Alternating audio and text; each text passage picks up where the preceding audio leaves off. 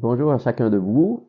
Voici le commentaire de l'Évangile de la célébration du 1er janvier, Sainte Marie, Mère de Dieu. On part des textes qui nous sont donnés de cette belle journée, cette belle solennité. Dans un premier temps, on va faire référence à la première lecture, où est-ce que dans le livre des Nombres, on entend une bénédiction qui était donnée par les grands prêtres, donnée sur le peuple. À l'intérieur de cette bénédiction, on va voir un aboutissement. Lisons-la ensemble. Que le Seigneur te bénisse et te garde. Que le Seigneur fasse briller sur toi son visage, qu'il te prenne en grâce. Que le Seigneur tourne vers toi son visage, qu'il t'apporte la paix. C'est d'abord des souhaits de la part de Dieu sur le fidèle, que Dieu te bénisse, qu'il te garde, qu'il fasse briller sur toi son visage, qu'il te prenne en grâce, qu'il tourne vers toi son visage. Et là, on a la conclusion. En vue de quoi? Qu'il t'apporte la paix.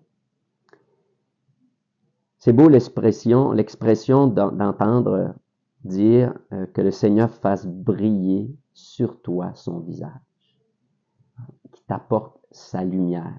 S'il fait briller sur toi son visage, tu n'es plus dans la pénombre, tu n'es plus dans la tristesse, tu n'es plus dans le manque d'espérance. Tu es complètement ailleurs. Il y a quelque chose qui brille dans ta vie, où est-ce que tu vois parfois pas de solution, pas de réconciliation possible, de toujours réentendre la parole de Dieu qui vient nous situer puis nous dire en même temps la dignité à laquelle on est appelé. On est appelé à être ceux qui reçoivent cette lumière de Dieu et qui va aboutir à la paix profonde que seul Dieu peut apporter.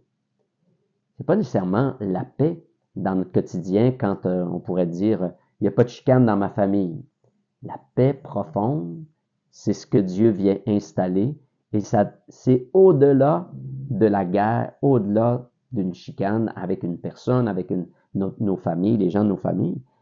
C'est de savoir que Dieu est là, qu'on est créé et que celui qui nous a créés est en lien, un projet pour nous, et ça apporte une vraie paix solide. Dans le fond, on a plein de situations de nos vies qui nous enlèvent la paix. On a plein de petites angoisses, plein d'inquiétudes au niveau tout simple du travail, au niveau de la santé.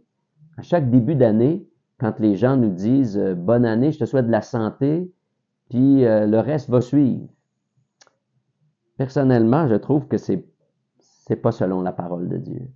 On ne peut pas juste souhaiter à quelqu'un de la santé. La santé, on ne l'aura jamais toujours. Et c'est pas vrai que tout le reste suit quand on a la santé. Dès que vous perdez la santé, ça devient l'inverse, tout s'écroule. Qu'est-ce qui est la fondation de chacune de nos vies? Est-ce que c'est la santé? À chacun de réfléchir, mais Dieu ne nous dit pas que c'est la santé. La fondation, c'est Dieu, sur laquelle on repose. On devrait plutôt faire nos souhaits. Je te souhaite que la présence de Dieu soit plus dans ta vie. Je te souhaite la paix de Dieu dans ta propre vie, beaucoup plus que la santé. Alors réfléchissons peut-être pour nos prochains vœux qu'on a à offrir aux gens. Bien entendu, on peut souhaiter que la personne soit en santé, on souhaite que personne soit malade. Mais c'est pas le fondement de nos vies. Quand on dit il y a seulement que la santé qui compte, le reste, c'est pas important, eh bien, je pense qu'on est en train de s'égarer. Ça montre tellement une culture opposée à la parole de Dieu que notre société aujourd'hui, là, qu'est-ce qu'elle fait? Lorsqu'elle n'a plus de santé, elle se donne la mort. Alors, nous, on a une culture de vie et c'est Dieu qui la donne. Donc, les textes nous apportent vraiment une paix profonde. Et comment faire pour garder la paix? Quand je disais il y a quelques instants, il y a plein de situations de nos vies qui nous la font perdre, cette paix-là, que ce soit du matériel, aussi, on a un problème avec notre voiture, on perd la paix. Il y a quelqu'un qui nous coupe sur l'autoroute, on perd la paix. Comment garder en permanence cette paix-là? Eh bien, la célébration de Sainte Marie, Mère de Dieu, met Marie comme personnage central dans notre manière de réagir comme chrétiens. Marie est la première en chemin, la première chrétienne. Et comment est-ce qu'elle a réagi, elle, par rapport à tous les bouleversements qui sont arrivés dans sa propre vie, d'être choisie pour devenir la mère de Dieu, qu'on lui annonce ça, une jeune femme de peut-être 14, 15 ans, qui a été déstabilisée, peur de perdre son mariage, c'est ce qui est en train de se vivre aussi. Après ça, oups, ça se règle, mais après ça, il faut aller visiter Élisabeth, les inquiétudes de la route, c'est pas les trajets comme on a aujourd'hui, plus facilitants. Après, elle doit donner naissance, mais se rendre à Bethléem, la difficulté du trajet, une femme qui allait accoucher, se promener sur un âne, ça a dû être quand même une bonne épreuve. De ne pas trouver de lieu pour pouvoir mettre au monde son enfant, un autre stress, une autre angoisse. Puis là, l'évangile qui nous est donné, ce sont les bergers qui s'en vont jusqu'à l'étable et qui racontent à Marie et Joseph l'annonce que l'ange leur a fait. Elle est peut-être encore dans une autre inquiétude. Qu'est-ce que ces gens-là viennent faire dans notre petite étable qu'on a réussi à trouver? Est-ce qu'ils viennent menacer notre enfant? Comment est-ce que Marie règle toutes les difficultés dans sa propre vie? On a la belle solution qui dit « Marie, cependant, retenait tous ces événements et les méditait dans son cœur. » Voilà le lieu, la rencontre avec Dieu, le cœur. Quand on est troublé, quand on est plein de préoccupations, quand on est stressé, on est davantage dans notre tête.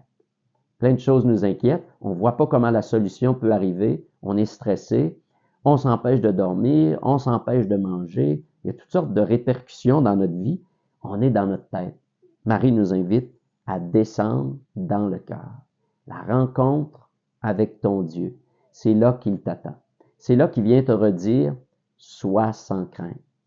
Venez à moi, vous tous qui peinez sous le poids du fardeau, et moi je vous procurerai le repos, la paix profonde.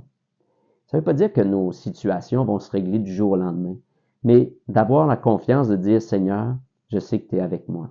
Je sais que je ne vois pas de solution pour l'instant, mais j'ai confiance.